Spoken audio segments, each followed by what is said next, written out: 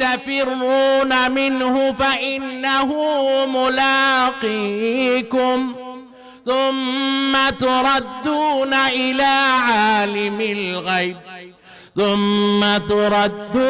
إلى عالم الغيب والشهادة فينبئكم بما كنتم تعملون আল্লাহ কি বলে হে মানব জাতি তোমরা যে মৃত্যুকে ভয় করছো সেই মৃত্যু অবশ্যই অবশ্যই তোমাদের মুখোমুখি হবে তোমাদের সম্মুখীন হবে এবং তোমাদেরকে আল্লাহ তাআলার কাছে প্রত্যাবর্তিত আল্লাহর কাছে যেতে হবে এবং অদৃশ্য দৃশ্যের জ্ঞানে রব্বুল আলামিনের কাছে উপস্থিত হতে হবে আর এক আয়াতে বলেন কুল্লু নাফসিন যায়িকাতুল মাউত যায়িকা বলা হয় টেস্ট মজা ইংরেজিতে বলা হয় খুব টেস্ট বলে না আর বাংলায় বলে মজা আবার আমাদের প্রচলিত ভাষায় বলা হয় স্বাদ কথা বুঝে আসছে প্রত্যেক যত সৃষ্টি আছে সমস্ত সৃষ্টকে কি করতে হবে মৃত্যুর স্বাদ গ্রহণ করতে হবে এবং এইটা শুরু থেকে নিয়ে যে আমাদের আদি পিতা হযরত আদম আলাইহিস সালাম বাবা আদম আলাইহিস সালাম থেকে সৃষ্টি লগ্ন থেকে কেউ রেহাই পায় না আমাদের সৃষ্টির শ্রেষ্ঠ জাতি হলো মানব জাতি কথা বুঝে আসছে কিনা আল্লাহ তাআলা শ্রেষ্ঠ জাতি কোন জাতিকে বানিয়েছে মানব জাতি এই মানব জাতির মধ্যে হিন্দু যারা আছে এরা শ্রেষ্ঠ না শ্রেষ্ঠ বুদ্ধ যারা আছে এরা শ্রেষ্ঠ খ্রিস্টান যারা আছে এরা শ্রেষ্ঠ কথা বলেন না কেন মুজাকারা করতেছি মুজাকারা ক্লাসের মতো আমি বলবো আপনারা বলবেন কথা ঠিক আছে কিনা তাহলে এটা মনে থাকবে বেশি আর আমি বললাম আপনারা নাকে মুখে বললাম আপনারা খালি শুনলেন কি শুনলেন কিছুই মনে নেই কথা ঠিক না ঠিক আসতে বলেন আর একটু এখন যে আল্লাহ তাআলা সৃষ্টির শ্রেষ্ঠ জাতি রে বানাইছে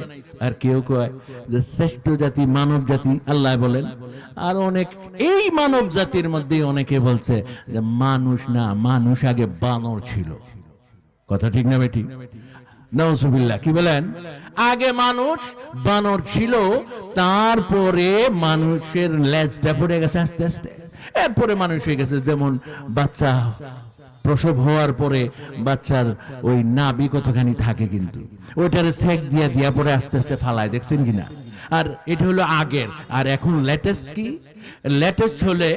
লেটেস্ট হচ্ছে ওই সেক দেওয়া লাগে না এখন কি আরেকটা মেডিসিন দেয় হ্যাক্সোসল দিতে দিতে 2-3 দিনে এটা পড়ে যায় তো এরকম বলতেছে যে আগে লেজ ছিল লেজটা আস্তে আস্তে পড়ে গেছে তারপরে দিয়া মানুষ হয়েছে কথা বুঝাইছে কিনা আর আল্লাহ তার কালামে পাকের মধ্যে বলেন ইয়া আইয়ুহান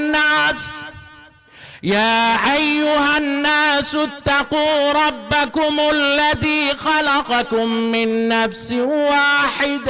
من نفس واحدة وخلق منها زوجها وبث منهما رجالا كثيرا ونساء واتقوا الله الذي تساءلون به والأرحام إن الله كان عليكم رقيبا আল্লাহ কি কয় হ্যাঁ মানব জাতি আল্লাহকে ভয় করো ওয়াহিদা আমি একজনকে সৃষ্টি করেছি বাবা আদম আলাইহিস সালামকে কোরআনের দলিল মুখের কথা ইয়া আইয়ুহান নাস ইত্তাকু রাব্বাকুম ওয়াহিদা একজনকে সৃষ্টি করেছি বাবা আদম আলাইহিস সালামকে এবং তার সহধর্মিণী মা হাওয়া আলাইহিস সালামকে তার বাম পাজর থেকে সৃষ্টি করেছি তার এরপর কি সৃষ্টি করেছি এবং তাদের সমন্বয়ে অগণিত নারী ও পুরুষকে সৃষ্টি করেছি বলেন সুবহানাল্লাহ সুবহানাল্লাহর ভাও তো বেশি ভালো না আরো আসতে বলেন সুবহানাল্লাহ তাহলে সুবহানাল্লাহর বয়ান কি ভুলে গেছেন না শুনেনই নাই? হ্যাঁ, হযরত সুলাইমান আলাইহিস সালাম কি বলছিলেন? এক সুবহানাল্লাহর আলোচনায় উনি কি বলেছিলেন মনে আছে না নাই? না শুনেনই নাই? শুনছেন না? হ্যাঁ, হযরত সুলাইমান আলাইহিস সালাম এমন এক ব্যক্তি, এমন এক নবী, এমন এক বাদশা যাকে আল্লাহ তাআলা এত পাওয়ার দিয়েছেন, পাখির ভাষা জানতেন। কথা বুঝে আসছে? পাখির ভাষা বুঝতেন, পিঁপড়ার আলোচনা, পিঁপড়ার কথা বুঝতেন, এবং হাওয়া উনার কথা মতে চলত, এবং জিন্নাত উনার তাবে ছিল। অনেক কিছু যে বেড়ার ব্যাখ্যা।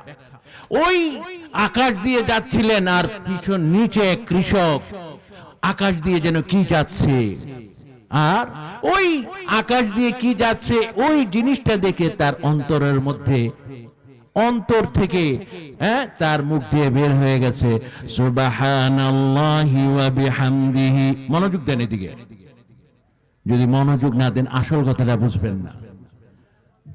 আল্লাহ আল্লাহ। তাহলে আলোচনা, যেহেতু সময় কম, আসল আলোচনায় যাওয়া যাবে না, তবু আসছি। আসল জিনিস যেটা, এই বেশিরভাগ জায়গায় আমরা অনেক আলোচনা শুনি, কিন্তু বৃত্তিমূলক আলোচনা পাই না। বুড়া হয়ে গেছি, বয়স হয়ে গেছে, কিন্তু অনেক জিনিস ইচ্ছা থাকলেও শিখতে পারি না। যেমন আলোচনা নিয়েছি মৃত্যুর আলোচনা। হযরত আদম আলাইহিস সালামকে আল্লাহ তাআলা রেহাই দেন নাই, হযরত সুলাইমান আলাইহিস সালামকে আল্লাহ রেহাই দেন নাই, দাউদ আলাইহিস সালামকে রেহাই দেন নাই, কোন নবীকে রেহাই দেন নাই, এবং শেষ পর্যন্ত কাউকে না, শুধু আল্লাহ তাআলা থাকবেন। ওই ব্যাখ্যাও যাচ্ছি না, অনেক ব্যাখ্যা, অনেক তাফসীর।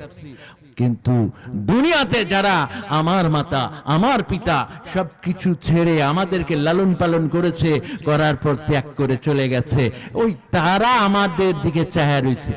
কি চায়া রইছে? তারা আমাদের দিকে চায়া রইছে কি, যে আমরা কিছু যেন পাঠাই। আজকে হলো বুধবার, কালকেই হাদিসের ব্যাখ্যায় আছে রূহগুলো তার বাড়ির আঙ্গিনায় আসবে, কোন সুরে ডাকতে থাকবে, আমার আত্মীয় স্বজন, আমার সন্তানেরা, তোমরা আমাদের জন্য কিছু পাঠাও, আল্লাহ তাআলা তোমাদের রহম করবে। তোমাদেরকে না খাইয়েছি, তোমাদেরকে না আমরা ভালো জিনিস না পরে তোমাদেরকে পরিয়েছি, আমাদের জন্য কিছু পাঠাও। আরেক হাদিসের ব্যাখ্যায় বলে, যদি কেউ জুমার দিন মাতা এবং পিতা, عن محمد بن نعمان يرفع الحديث إلى النبي صلى الله عليه وسلم قال من زار قبر أبويه أو أحدهما في كل جمعة غفر له وكتب برا. محمد بن نعمان رضي الله তার বারাত দিয়ে রাসূলুল্লাহ সাল্লাল্লাহু আলাইহি সাল্লাম বলেছেন, জুমার দিন যদি কোনো ব্যক্তি তার মৃত মাতা পিতা যে কোনো একজনের কবর জিয়ারত করে, তার জীবনের সমস্ত গুনাহ খাতা maaf করে দেওয়া হবে। এবং তাকে শুধু maaf করে দেওয়া হবে এইটা না, এখন এই জিনিসটা, এই যে হুজুর বললেন আপনি maaf করে দেওয়া হবে, এখন আমরা তো এখানে বেশিরভাগই আছি যারা পর্দার আড়াল থেকে শুনছেন, মা বোনেরা, একজনও ঠিক মতো কবর জিয়ারতই জানি না। কথা ঠিক না বেটি? হ্যাঁ, কবর জিয়ারত জানি। এখন বললাম যে হুজুর আজকে কবর জিয়ারতটা শিখানি দরকার না, শিখন দরকার। এখন বললাম কবরে গিয়ে বলবেন আসসালামু আলাইকুম ইয়া আহলাল কবর ইয়াগফিরুল্লাহু লানা ওয়া লাকুম আনতুম সালাফুনা ওয়া নাহনু বিল আসর। হুজুর গো এত লম্বা দোয়া বলতে পারবো না, সহজ যদি কিছু থাকে তাহলে বলেন। কথা ঠিক আছে? সহজ, সহজটা শিখবেন, শিখানোর দরকার।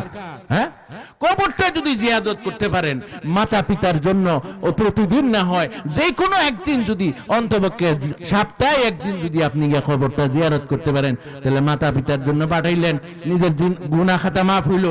আর অনেক ব্যাখ্যা আছে, শর্টকাটে আপনারা কবর জিয়ারতটা শিখাই। দরকার কি দরকার না? এখন এত বড় লম্বা সূরা, এত বড় লম্বা দোয়া সম্ভব না হুজুর, শর্টকাটে কি সম্ভব? এখন শর্টকাটে বাংলায় বুঝাবো। আসসালামু আলাইকুম ইয়া আহলাল কবর, একখানি বলতে পারবেন তো?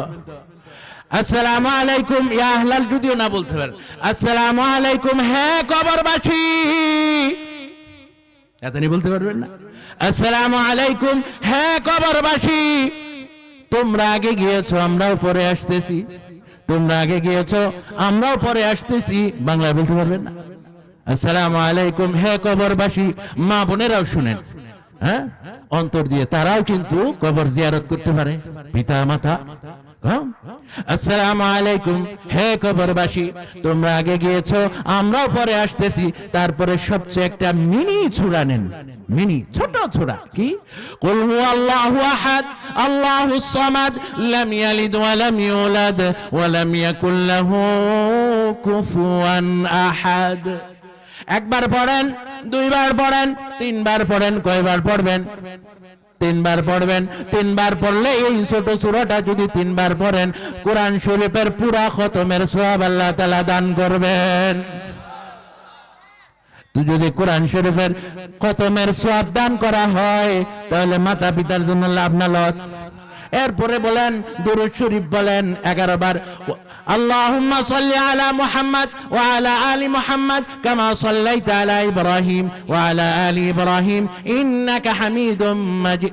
হুজুর এত বড় লম্বাটা নামাজও ঠিকমতো তো পারি না, কথা ঠিক না বেঠি? নামাজও তো কই না, এটি শিখাইলাম বলে সময় তো নাই। আমি এইগুলোই বয়ানের মধ্যে বলি, কথা বুঝাইছিনি? এইগুলো শিখাই, মুজাকারা করি, অনেক আলোচনা। সবার মধ্যে আমার ইউটিউবের মধ্যে চার্জ দিলে মৌলানা আনজার শাহ, মৌলানা আনজার শাহ চার্জ দিলে আপনি আমার বয়ান পাবেন ইনশাআল্লাহ, কথা বুঝাইছিনি? আনজার শাহ।